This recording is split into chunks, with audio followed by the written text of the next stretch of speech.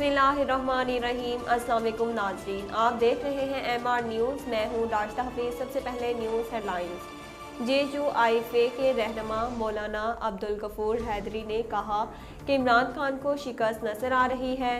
थाना आपारा के बाहर गुफ्तगू करते हुए मौलाना गफूर हैदरी ने कहा कि आज का वाक़या तारीख की बदतरीन वाक़े में शुमार किया जाएगा।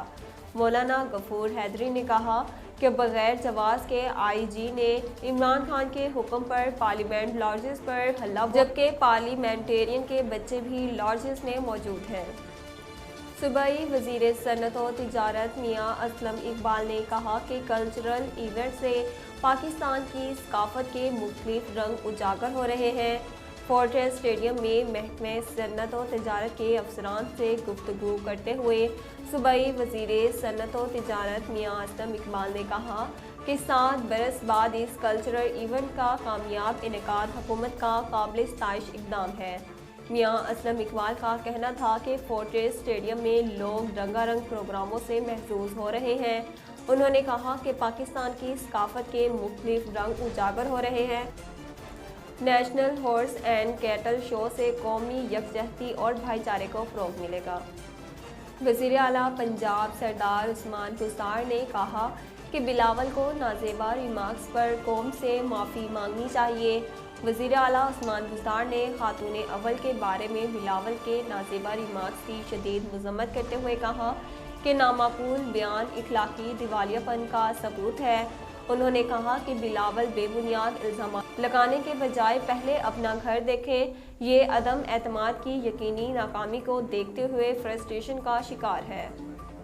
इस्लामाबाद पुलिस का कहना है कि उन्होंने जमीयत उलमा इस्लाम JUI अरकान कौमी असम्बली सलाहुद्दीन अयूबी और जमालुद्दीन को गिरफ्तार नहीं किया, बल्कि वो अपनी मर्जी से थाने में बैठे हैं।